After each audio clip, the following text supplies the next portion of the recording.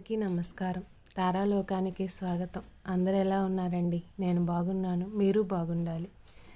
అందరికీ విజయదశమి శుభాకాంక్షలండి. ఇప్పుడేం చెప్తున్నాను అనుకుంటున్నారా? నిన్నటి వీడియో ఇవాళే కదా పోస్ట్ చేస్తాను, అందుకని మీకు ఇవాళ చెప్పాల్సి వస్తుంది.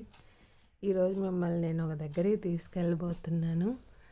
దారిలో ఇలా దసరా వేషాలు అన్నమాట ఇలా ఉన్నాయి. చూసారా?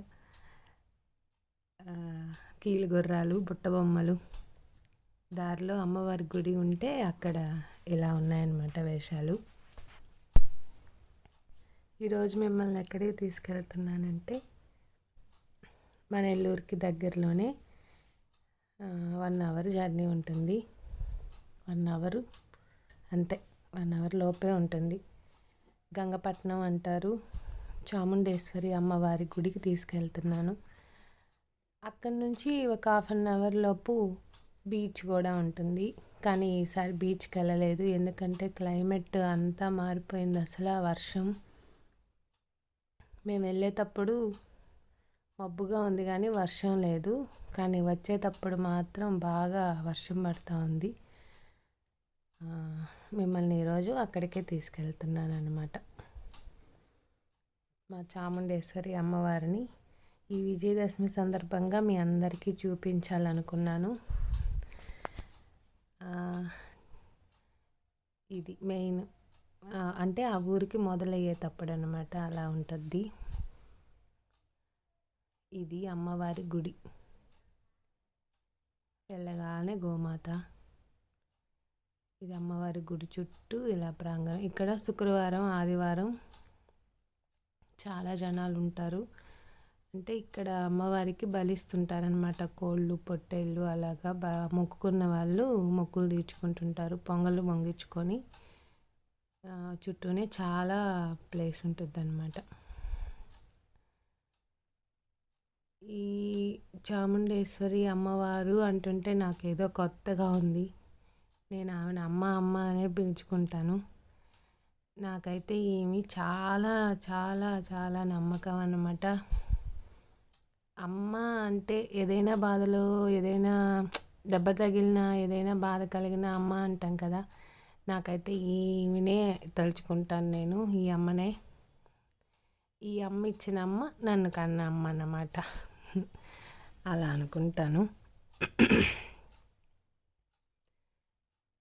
ఈ విజయదశమి సందర్భంగా మా అమ్మని మీకు చూపించడం నాకు చాలా సంతోషంగా ఉంది. ఈ నవరాత్రుల్లో ఒకరోజు వెళ్దాం అనుకున్నాను కానీ కుదరలేదు. ఈ విజయదశమి రోజే కుదిరింది వెళ్ళడానికి. అది అలా రాసి పెట్టిందంటే ఆ అమ్మ అందరికీ విజయదశమి రోజు కనిపించాలని అనుకుందేమో.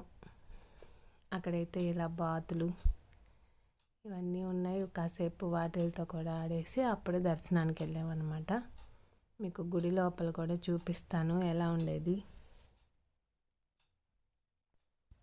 ఇది ఫస్ట్ ఇలా పంచముఖ విఘ్నేశ్వరుడు, శివయ్య, ఇటు సైడు సుబ్రహ్మణ్య స్వామి, ఆయన కూడా పంచముఖాలతో ఉంటాడు. ఆ తర్వాత అమ్మవారు ఉత్సవ విగ్రహాలు అన్నమాట. మన అదృష్టం ఇవాళ మేము వెళ్ళేసరికి అక్కడ అభిషేకం అప్పుడే స్టార్ట్ అయింది.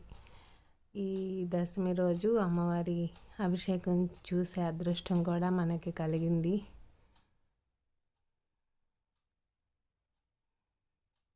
నేను చాలా అభిషేకాలు చూశాను కానీ అమ్మవారికి ఎప్పుడూ చూడలేదు. నేను అమ్మవారికి అభిషేకం చూడడం ఇదే ఫస్ట్ టైం అన్నమాట.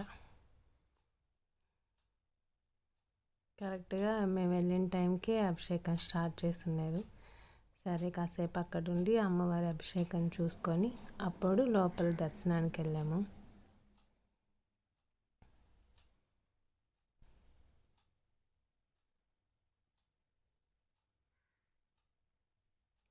ఒక్కొక్కరికి ఒక్కో దేవుడి మీద నమ్మకం ఉంటుంది కదండి. కొంతమందికి సాయిబాబా అంటే, కొంతమందికి వెంకటేశ్వర స్వామి, కొంతమందికి శివయ్య.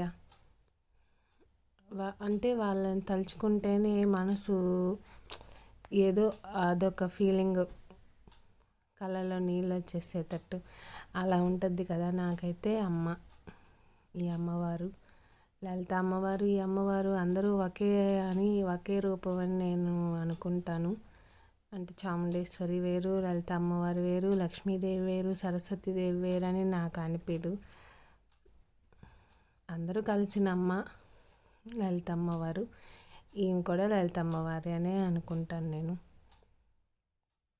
నాకు ఈ అమ్మవారిని తలుచుకుంటే ఎక్కలేని సంతోషం. అమ్మ దగ్గరికి వెళ్తున్నామన్నా నెలకు కుదరకపోతే 2 నెలలకు ఒకసారైనా, అంటే కొంచెం దూరమే కదండి. 1 అవర్ అన్నా పోను 1 అవరు, రాను 1 అవరు, అక్కడ ఒక 1 అవరు ఉండాల్సి వస్తుంది.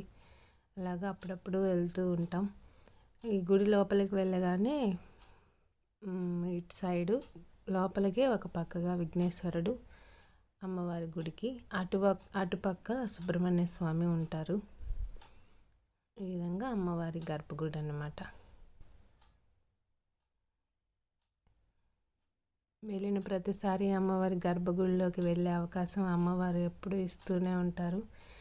మీకు అమ్మవారిని చూపించే ప్రయత్నం అయితే చేశాను. ఇది తప్పో ఒప్పో తెలీదు, కానీ మీ అందరికీ మా అమ్మని చూపించాలనే చిన్న క్లిప్ తీశాను అన్నమాట. మా అమ్మవారిని చూశారు కదా మీరు కూడా. చూడ్డానికి అలా భయంకరంగా అనిపిస్తారు, కానీ అమ్మని నమ్మిన వాళ్ళకి అమ్మలాగే కనిపిస్తుంది. అమ్మని చూసి ఎవరు భయపడరు కదా. అలాగా ఇంకా బయటకు వస్తే చుట్టూ ఇలా చూసారా, ఎంట్రన్స్లోనే హనుమంతుల వారు ఇలా అమ్మవారి గుడి వెనకాల ఇలా నాగప్రతిష్టలు, ఆ వెనకాల కోనేరు. ఇక్కడ ఉత్సవాలు కూడా చాలా బాగా చేస్తారు. అవి అంటే మామూలు ఉత్సవాలు కాదు, వేరేగా ఉంటాయి. ఇక్కడ సుడిమాన్ అని ఒకరోజు పోతుని బలిస్తారు, సుడిమాన్ అని చేస్తారు. చాలా అంటే తతంగాలు అంటారు కదా, అట్లాగా ఈ ఊర్లో చాలా వేరుగా ఉంటాయి. మీకు చూపిస్తాను. అవి కూడా తిరునాళ్ళు జరిగేటప్పుడు మే, జూన్ ఆ నెలలో జరుగుతాయి ఇక్కడ, అప్పుడు చూపిస్తాను. ఇలా అమ్మవారి దీక్ష, నవరాత్రులు అమ్మవారి దీక్ష తీసుకుంటారు కదా. ఈరోజు అందరూ దీక్ష చెల్లించడానికి ఇక్కడ ఇరుముడి కట్టించుకొని ఇక్కడ నుంచి విజయవాడ కనకదుర్గమ్మ దగ్గరికి వెళ్ళి వాళ్ళు దీక్ష పూర్తి చేసుకుంటారు. మేము వెళ్ళేసరికి ఇది కూడా జరుగుతుందన్నమాట. హోమం దగ్గరికి వెళ్ళి ఒక నమస్కారం చేసుకొని వచ్చేసాం.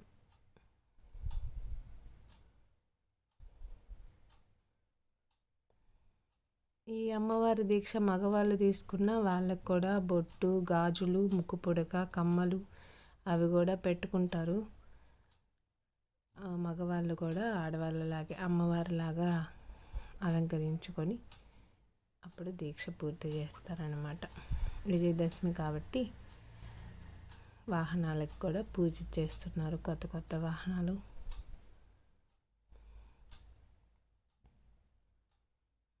ఈ విధంగా ఇరుముడి కట్టించుకొని అమ్మవారి దీక్ష తీసుకున్న వాళ్ళు ఈ విజయదశమి రోజు దీక్ష పూర్తి చేసుకుంటారనమాట. ఇంకా అక్కడి నుంచి వస్తే మన కన్యకా పరమేశ్వరి దేవస్థానం, మన ఇంటి దగ్గరగా ఉండే అమ్మవారి గుడి. సాయంత్రం అన్నమాట ఇది. రాత్రి ఈ విధంగా అసలు ఆ వేషాలు, ఒక పక్క వాన లేకపోతే ఇంకా సూపర్గా చేస్తారు.